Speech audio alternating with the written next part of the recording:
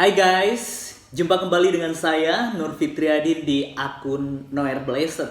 Kiranya melalui video yang diunggah oleh akun ini boleh menjadi berkat bagi setiap kita. Terus dukung perkembangan akun ini dengan cara like, comment, share, and subscribe untuk mendukung perkembangan akun ini ke depan. Dalam video kali ini kita akan membahas tentang sebuah pernyataan dari yang katanya Ustadz nih ya, Bangun Samudra. Di mana beliau mengatakan bahwa di dalam Yohanes 14 ayat yang ke-16 tulisan ini dirubah oleh Rasul Paulus katanya. Dan di mana tulisan di dalam Yohanes 14 ayat yang ke-16 di situ merupakan nabi penutup, yaitu nabi yang dipercaya oleh Bangun Samudra Muhammad sallallahu alaihi wasallam. Benarkah ayat ini menyatakan demikian? Sebelum kita jauh membahas bagian ini, saya mengajak kita untuk simak video berikut ini. Yohanes pasal 14 ayat 16. Aku akan meminta kepada, ya nulisnya kuno bapakku, cek ketok anake ngono lho. Pinter Paulus itu. Maksudnya ini, aku akan minta kepada Allah. Cuma Paulus pinter nulisnya bapakku ngono ya. Cek ketok anake ngono sing ngomong gitu loh. Nah, segera mengirim seseorang penolong. Artinya penolong ini, penolong terakhir disebut dengan Parakletos dalam bahasa Ibraninya, itu adalah nabi penutup. Parakletos itu artinya nabi penutup. Parakletos nabi dalam penutup, bahasa coy. Ibrani. Diganti karena Bahasa Ibrani seseorang. katanya. Terus diplesetkan. Kalau ditanya ini siapa? Roh Kudus. Itu kan dia deh. Baru saja kita mendengar pernyataan dari Bangun Samudra. Ada dua kalimat yang akan menjadi pembahasan kita pada kesempatan kali ini. Yang pertama, di mana beliau mengatakan bahwa Yohanes 14 ayat yang ke-16 ini diubah oleh Paulus. Yaitu kata di situ, aku akan minta kepada Bapa. Di situ seharusnya aku akan minta kepada Allah Subhanahu wa taala. Menurut pernyataan Bangun Samudra, Yesus meminta kepada Allah Subhanahu wa taala. Apa yang dia minta yaitu di dalam pernyataan yang kedua. Dan ia akan memberikan kepadamu seorang penolong yang lain. Ya, ini katanya nih Parakletos dalam istilah Ibrani ya guys. Dalam istilah Ibrani dia mengacu kepada nabi penutup atau yang dipercaya oleh Bangun Samudra, yaitu Muhammad sallallahu alaihi wasallam.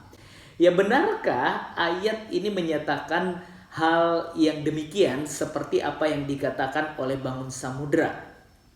Ya, menurut saya ini adalah halusinasi yang luar biasa dan juga klaim tanpa konteks gitu ya. Kok maksa banget ya ngemis-ngemis di kitab orang lain supaya nabi yang dipercaya oleh beliau ini ada di dalam kitabnya orang Kristen.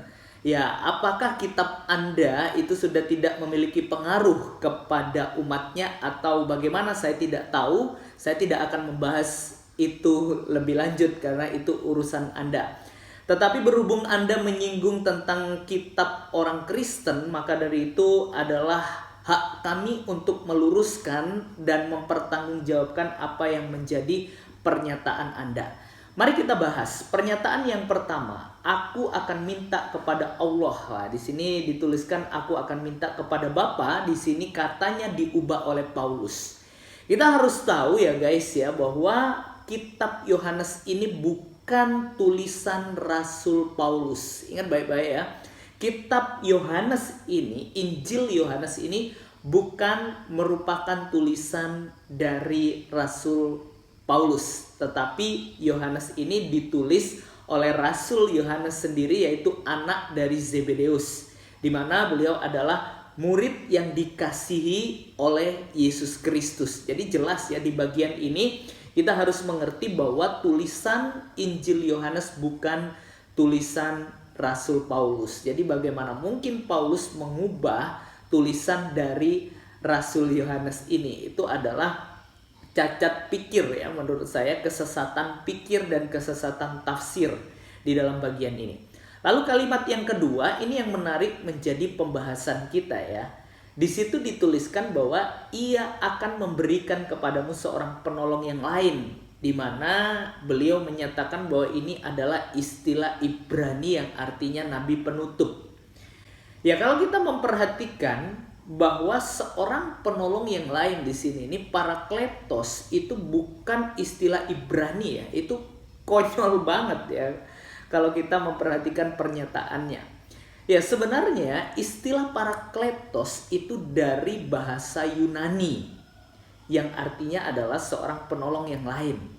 Yang menjadi pertanyaan adalah siapakah penolong yang lain itu? Ya, tentunya di dalam ayat yang berikutnya 17 itu memberikan definisi tentang seorang penolong yang lain ini.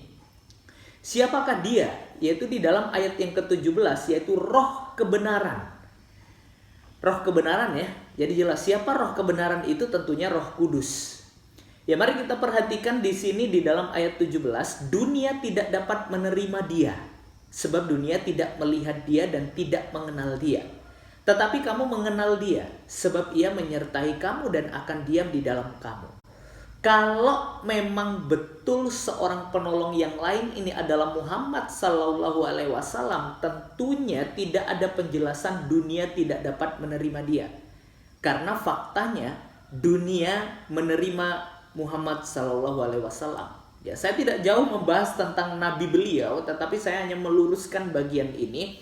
Dunia tidak dapat menerima dia sebab dunia tidak dapat melihat dia dan tidak mengenal dia dan seterusnya. Ya, mari saya mengajak kita untuk mengerti siapa sih Roh Kudus itu.